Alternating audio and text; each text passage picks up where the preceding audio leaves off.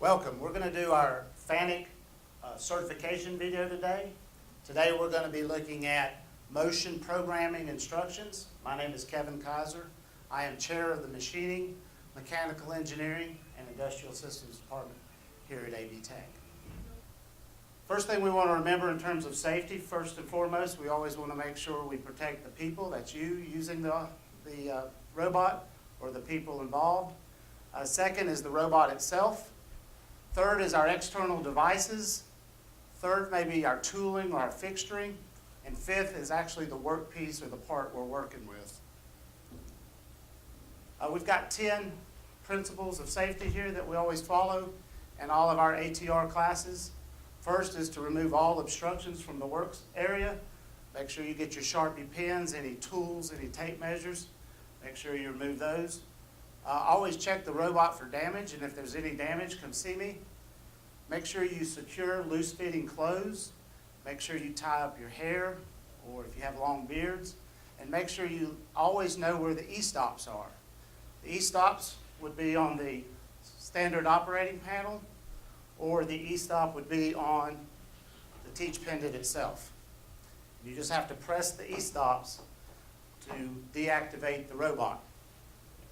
We always want to make sure we wear our safety glasses at all times. Make sure everybody's out of the work cell. Make sure you never bypass a safety enhancing device. What would be one safety enhancing device? Door interlock. Door interlocks. What else? Safety fence. Yeah, we never want to defeat those safety features. Next, always make sure you program the robot safely and make sure you wear the appropriate PPE. What is PPE? Personal protective equipment. Personal protective equipment. Good. Especially when we're welding. Okay, we have two robots here at AB Tech. The first one is the CERT robot, the LR200. And the next, which is downstairs, the welding robot, that's the RJ2 ArtMate series. And that's our welding robot. Okay, before we begin talking about programming and instructions, we want to make sure you know these following assumptions. That you should know how to turn on the controller, that you should know how to turn on and off the teach pendant. Remember, we're going to use our selector switch to turn off and on the teach pendant. Make sure that you know the basics of frames, world user job frames, tool frames, and make sure you know how to change the coordinate systems. How do you change the coordinate systems on the teach pendant? Press the chord button. Press the chord button. You press these buttons here, and that toggles between the different coordinates that we have. What is error recovery methods? Or what is one recovery method that we use? Function abort all. Function abort all. If you see a program running and your program's not running correctly, you can press function abort all. Also, make sure you know the location and function of the dead man switch. Very important. Located on the back of the teach pendant. This one is the eye pendant, so how many positions is it? Three. On the welder robot, the older style, it's only 2 positions. For the eye pendant, you got to make sure it's in the middle position. Okay, next, we want to make sure, again, we know where the e-stops are on both the teach pendant and the controller. So, what is motion programming? We got to tell the robot where to move to a pre-described point in space, so we must write a program to do that. So we got to tell it where to go, how to get there, and what to do when it gets there. Those are our 3 main things. So we're going to write a program. Now, in essence, we really don't write a program, do we, on the teach pendant? What do we do on the teach pendant? We don't write the program, but we do what? Teach points, and we push buttons to indicate certain parameters within the teach pendant itself. But we're not really writing the program. So it's really driven by the teach pendant. Here's an example of a program. We have the program name, a remark, a list of instructions, the line numbers, and in particular here we have the end statement that tells the program is done. And again, at the right side, we know what coordinate system we're in, and we know what the speed is. In this case, it's what, 30% of the full rated speed. So, when we start writing a program, first of all, we have to plan the program. Where do you want the robot to go? What do you want it to do? What do you want it to pick up? What do you want it to weld? Where do you want it to drop off or to do other type of operations? Once you decide on that, then you've got to create the program. Now, somebody said earlier you've got to teach points. So here are the three things that you have to do. We have to name the program. Then we have to jog the robot or to move the robot to that pre-described point in space that you're looking for. Then we have to teach the point. What does teaching the point mean? I want to teach the point. Records it into a points file. Yeah, we were going to record it into the points file or into the controller, and it memorizes that. And we're going to continue that in a loop process. We're going to keep jogging and teaching until we have all of our points taught in space. Okay, so we're going to get started here writing a program. First thing we're going to do is we're going to look at the teach pendant and we're going to press the select key. Select key will be located here in the middle. And then we're going to press the F2. Remember, our function keys are soft keys. We're going to press F2 create. That allows us to name the program. And most of the time how we name programs is we just use the keyboard on the I pendant, where you can use a pre-described name or you can use that method of just toggling through the individual letters of the alphabet. But in this case, we must have a name no more than 36 characters. We must have no special characters or spaces. It must start with a letter, but we can use numbers. And we can use the numbers on the teach pendant keypad in order to do that. Here's program header details. We do some of this. We'll go to next and then press F2 detail. And this allows us to look at and to add additional information from the program standpoint. Let me just touch on a few. Subtype, if it has none, then that means it's a teach pendant program. If it has MR next to it, what does that mean? Macro. It's a macro, good. And then there's a one called a condition monitor as well. Next, you can add a comment. It kind of gives you a description of what the program does. A group mask, we don't get a lot into that, but that sets up groups and axes. We can write protect the program to a certain extent. Now, my caution to you is this. When you write protect, somebody can still go in and delete your program because they can go into the detail screen and delete as well. But the best way to do that is with passwords. Next is ignore pause and stack size. We don't get much into that. But this is, those would be included in a different lecture. All right, then we test the program. What's the first thing that y'all do when you start testing a program? What do I ask you to do? Put it in step mode. How do you put it in step mode? You're going to press the step key located here. All right, it's a toggle. So that means you press it on or press it off. And we can tell if we're in step mode by looking at the status indicators on the teach pendant. Then once we step it, then we can go in a continuous playback mode and run it all the way through. And what's my general caution to you or my advice? When you're testing your program, do what? Go slower speeds until you're assured that all the movement is correct. Good. So we go into step mode, and to order to step mode, we press the step key, and we use shift forward, shift backward. And we can tell we're in the step mode by looking at the status indicators. This is a screenshot of the I pendant, or well, in the legacy pendant, we can look at the LEDs on the upper left-hand side of the teach pendant. Again, when we're stepping, we're going to make sure we're in teach mode here, the T1 selector switch on the standard operating panel. And what's the maximum speed there? We're in that T1 position. 250 millimeters per second. So it goes pretty slow. Once we do our step testing, we can go into a continuous playback test. Okay? That way we still can press shift forward or shift backward, but we have to hold the what key while we do that?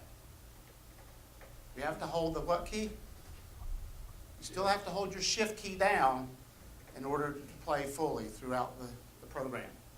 And again, my caution to you there is, especially when we're welding, make sure you keep your weld enable button off until you're ready to weld. Make sure all the movements are safe, and then turn the weld enable on at the very end. Again, I think Justin said this earlier, if we have any fault recoveries, we can always press function, abort all on the teach pendant.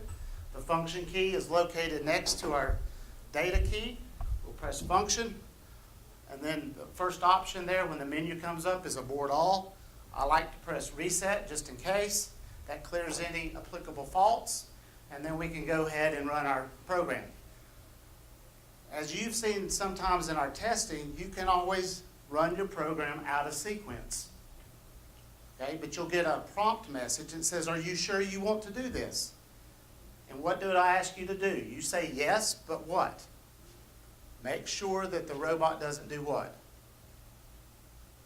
Make sure the robot doesn't hit anything or obstruct anything as it's going to that prescribed point. So you can always go out of sequence when you test your program. Okay, so today we're going to specifically look at motion instructions here, item number 4. So there are 5 elements to a motion instruction: position type, positional information, the speed, the termination type, and the motion options. Now, 3 types of motions: joint, linear, and what's the third? Circular. Okay? Positional information. We'll go through these in just a minute more specifically. Speed is how fast the robot's going to go to those destination points. Termination types. We have 2 termination types that y'all are familiar with called what? Find and continuous.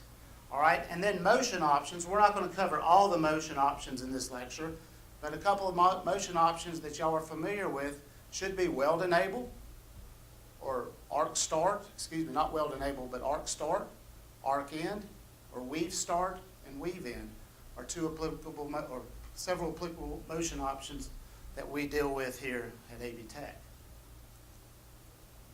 Again, the 3 motion types, J, L, and C, and I'm going from left to right on my motion instruction. So the motion type is first after the line number.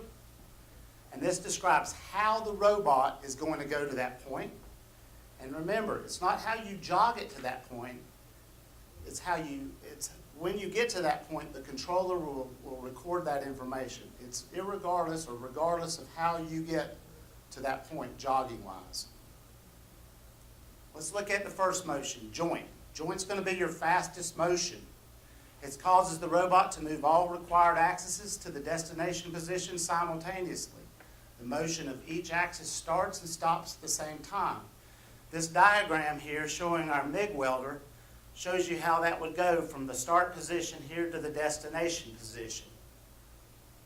Speed is recorded in this motion as percent of total speed.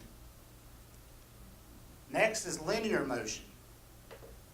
Linear motion does what to the tool center point here to here? What does it assure the tool center point's doing? It's going in a straight line, always. So it calculates so that the tool center point is always in a straight line. Again, it's programmed at the destination position. Speed is also specified in velocity per unit of time. And as we know in our welding operations, it's good for welding using the RJ2 ArtMate robot. The next one here is circular motion. Kind of one of the more difficult types of motions to teach. But again, as y'all know, we do a start position. We teach the circular position at the point called the intermediate point. And typically y'all press F1 or shift F1, and then we edit that motion instruction to change it to what motion? C. Circular. And then the third position here is typically what? F3 touch-up. So circular is kind of a misnomer because what we're doing here is 2 C motions equal 1 circle. So it's really a C motion creates an arc.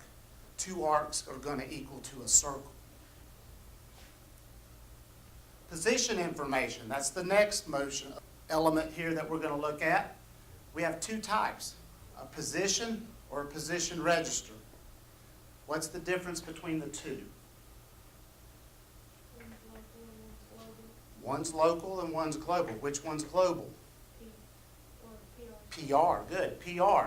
That means many programs could use the PR. And we've done some homes and we've done some maintenance positions using PR. And if you want to name it, you can. You can toggle over to the point here, press the enter key on your teach pendant, and you can type in whatever the position is. In this example here, I put home. Now the positional information is stored in the controller under the format that you see at the bottom. X, Y, Z, then it's yaw, pitch, and roll. And then we also have configurations that we've talked about because the robot can get itself into different configurations but be at the same point. So for example, this right here, if I'm looking at the J5 axis, let's tilt it just a little bit. All right, so let's say my tool center point is going to be where? If I don't have an end of arm tooling, where's the tool center point? Right here at the faceplate. So this position, if that's the point, if I hold it in space, right, it'd be about the same as that position there. But notice how J5 is oriented. So that would be the non-flipped or flipped, F or N in the configuration that you can see when you look up the position. So there are different configurations, but we won't get all into that for this lecture. But that's the last part of what's stored into the controller. So we have our 6 values here in addition to whatever configuration we have. Because in essence, what axis robot is this? It's a 6-axis robot. Good.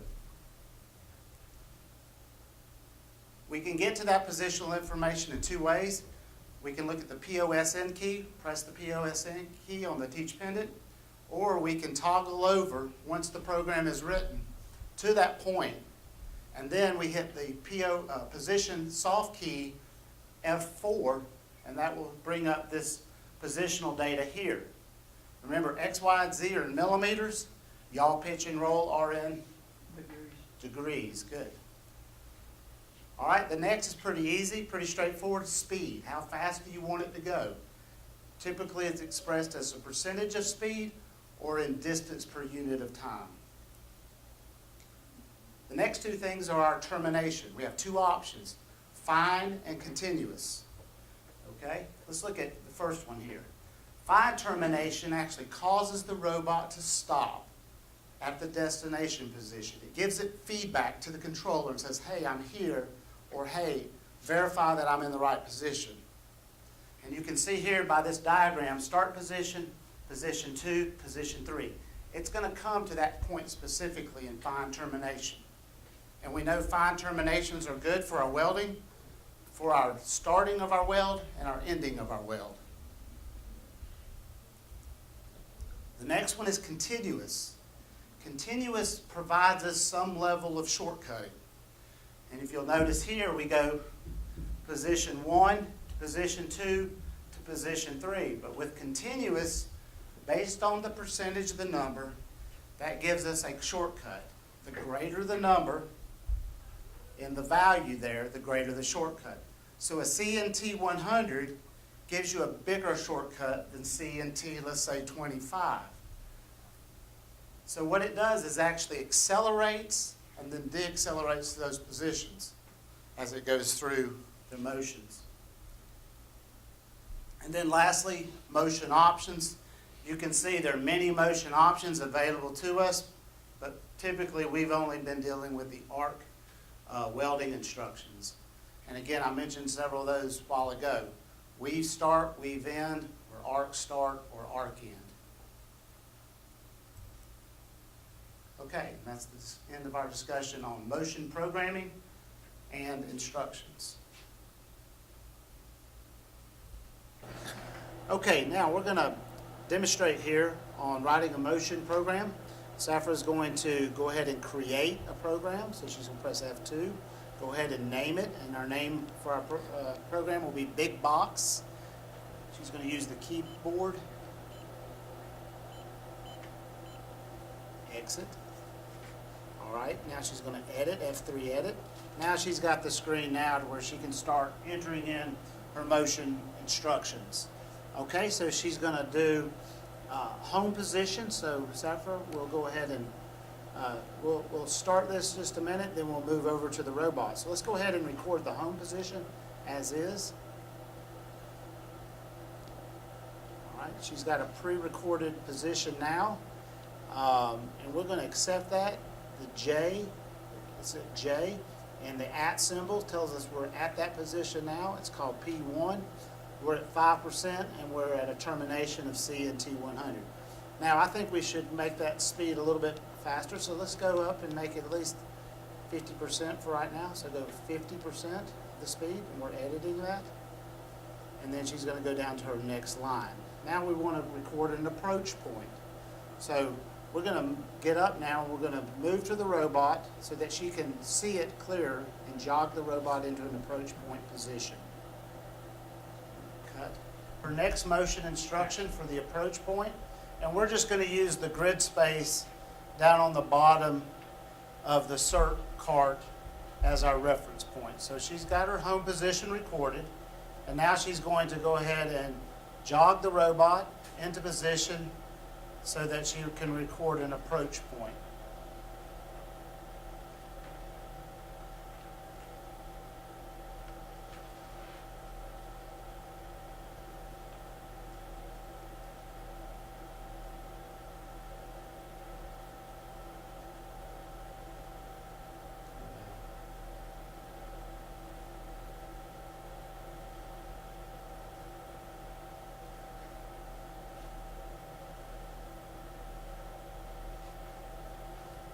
Safra's using world frame as her reference. She's just going to use one of the larger squares here as her starting point. So we'll make that her approach point, a couple of inches above the floor. So she's going to teach or record that position. So she'll press Shift F1 so she can select the motion instruction, and we'll edit it later if we need to. So then she's now going to jog the robot down in world, so she'll go -Z, and she'll get it closer to the table here. That looks good. And then she'll record that position. Again, we're doing that same process of teaching and jogging the robot, teaching and jogging the robot. Now she's going to jog the robot to her next point.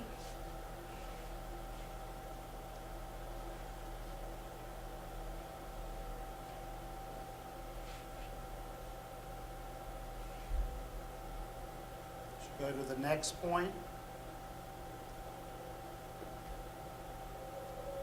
And today we're using one of the plastic tips as our end of arm tooling. And we already have a U-tool reference set up for that.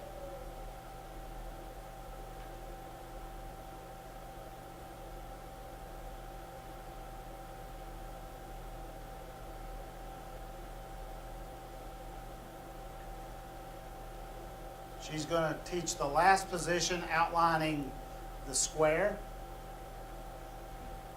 And then she'll teach another approach point or the same approach point. She can just copy that point, and then she's also going to just copy back to where the home position was. So we'll go through the simple procedure of doing a single step test. And then once we're assured of that, then we'll go to our continuous playback.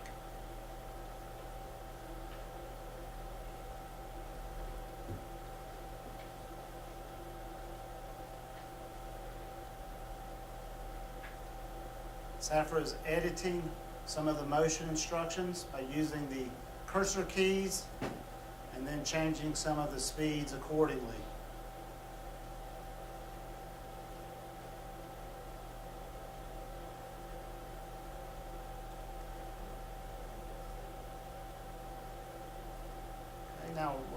ahead and toggle up to the first line of instruction. We're going to go into step mode.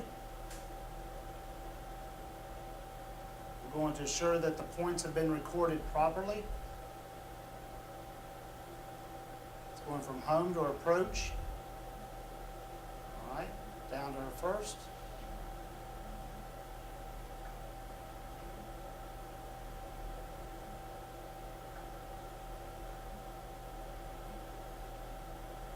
And then back to home. Okay, that's a good representation of a simple motion instruction. Recorded. Okay. Okay, this is a screenshot of the Teach Pendant showing the final program as you saw executed earlier.